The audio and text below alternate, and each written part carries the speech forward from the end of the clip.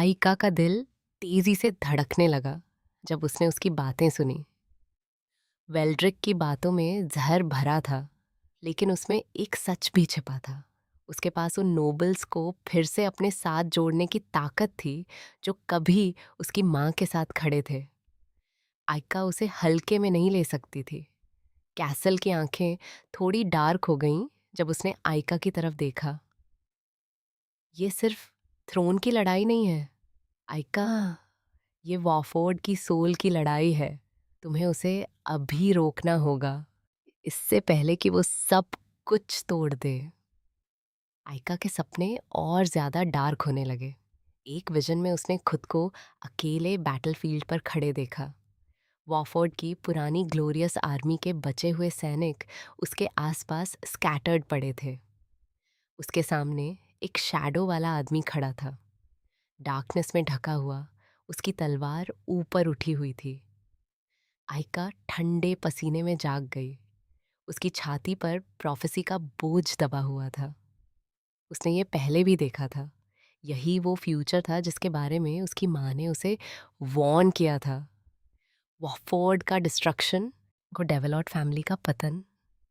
पहले आइका मानती थी कि उसकी विजन्स एक गिफ्ट है, फ्यूचर के लिए तैयारी करने का तरीका। लेकिन अब वो कर्स जैसी लगने लगी थी। मुझे तुमसे एक बात छुपानी थी, कैसल ने एक रात कहा जब आइका ने उसे अपनी विजन बताई थी।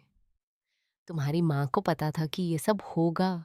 उसे पता था कि किंगडम रिबेलियन फेस करेगा, लेकिन उसे ये भी पता था कि तुम ही उसे रोकोगी। आइका ने अनसर्टेनिटी से उसे देखा। लेकिन कैसे? कैसल ने उसके कंधे पर हाथ रखा। तुम्हारे पास पावर है आइका, तुम्हें उसे एक्सेप्ट करना होगा, लेकिन कॉन्सिक्वेंसेस भी समझने होंगे। अभी जो डिसीजंस तुम लोगी वही किंगडम का फ्यूचर तय करेंगे। आइका और वेल्ड्रिक के बीच टेंशन बढ़ती गई। वॉर का खतरा और करीब आता गया। वेल्ड्रिक के सपोर्टर्स और बोल्ड हो गए। वो डिमांड करने लगे कि आइका थ्रोन छोड़ दे। लेकिन हर बार जब आइका इन चैलेंजेस का सामना करती, वो और मजबूत खड़ी होती, एक ट्रू रूलर की तरह। लेकिन जैसे जैसे दिन गुजरते गए, आइका को समझ आया, थ्रोन की लड़ाई सिर्फ पावर की नहीं थी, ये सैक्रिफाइस की लड़ाई थी।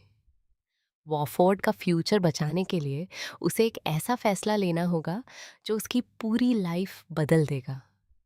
कैसल ने उसके बदलते एटीट्यूड को महसूस किया और एक शाम उससे कहा, तुम सिर्फ थ्रोन के लिए नहीं लड़ रही, तुम इससे भी बड़ी चीज के लिए लड़ रही हो, वॉफोर्ड के लिए।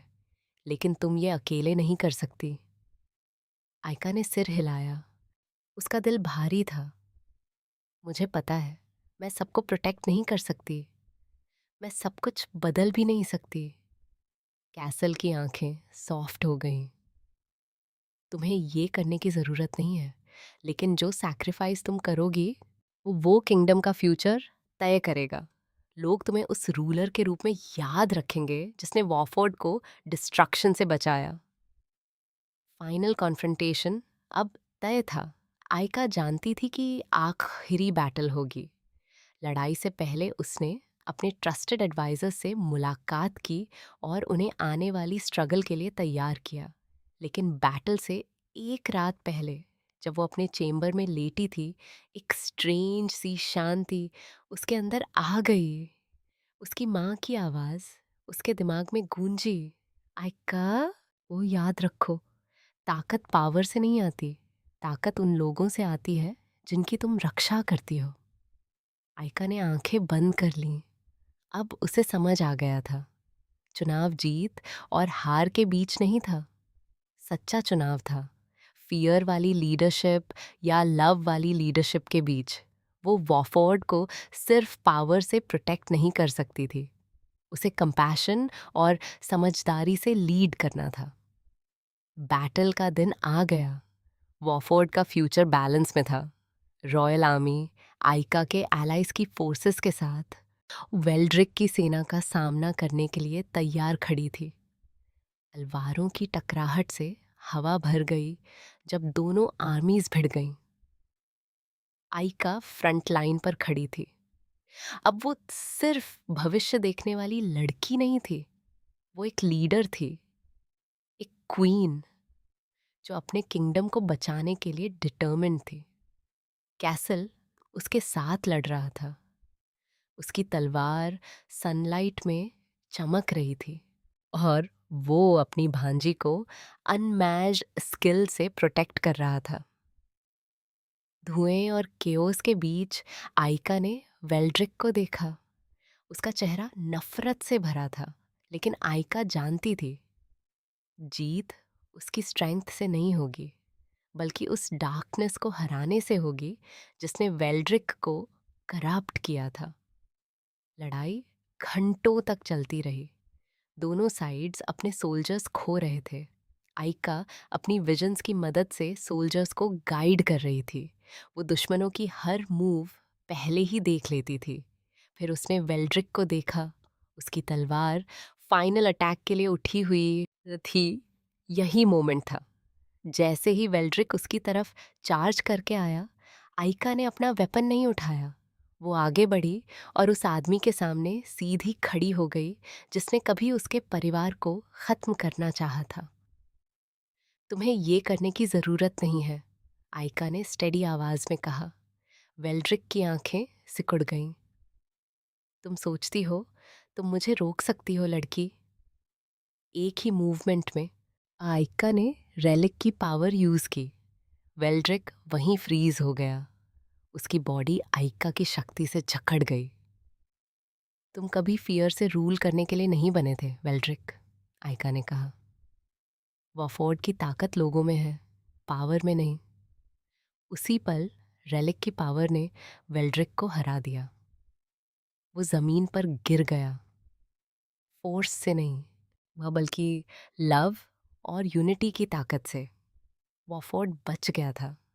वेल्ड्रिक अब सिर्फ एक मेमोरी बन चुका था, लेकिन जीत की कीमत बड़ी थी। आइका की पावर्स उसे बहुत वीक कर चुकी थीं। राज्य को अब फिर से रीबिल्ड करना था। कैसल उसके पास खड़ा था जब वफोर्ड पर सूरज उग रहा था। युद्ध के निशान अभी भी ताज़ा थे, वो लेकिन हवा में उम्मीद थी। हमने कर दिखाया, आइका ने थकी हुई लेकिन हल्की राहत वाली आवाज में कहा। कैसल मुस्कुराया। हाँ, और अब असली काम शुरू होता है। राज्य धीरे धीरे रिकवर होने लगा।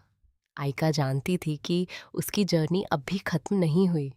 उसने दुश्मनों को हरा दिया था, लेकिन असली चैलेंज अब शुरू हुआ था। वॉफोर्ड को नए एरा में लीड करना। यूनिटी, वो पीस और होप के एरा में। कैसल उसके साथ था। आइका ने वॉफोर्ड की रूलर के रूप में अपनी जगह ले ली। डेवेलप्ड फैमिली की लेगेसी अब पावर या फियर से नहीं, बल्कि लव, सैक्रिफाइस और लोगों की ताकत से आगे बढ़ेगी। राज्य फिर से जन्म ले चुका था और आइका ने अपना ट्रू पर्पस पा लिया था। सिर्फ रूलर नहीं, बल्कि एक ऐसी लीडर जो वॉफोर्ड को ब्राइटर फ्यूचर की तरफ ले जाएगी। अगर आपको ये कहानी पसंद आई हो तो प्लीज़ अपना सपोर्ट दिखाइए। नीचे लाइक और कमेंट करके अपनी थॉट्स ज़रूर बताइए और चैनल को सब्सक्राइब करना ना भूलें ताकि आप सेकंड पार्ट से जुड़े अपडेट्स पा सकें जो मैं जल्द ही अपलोड करने वाला हूँ। आपका सपोर्ट मेरे लिए बहुत इम्पॉर्टेंट है। इस जर्नी का हिस्सा बनने के लिए थैंक यू।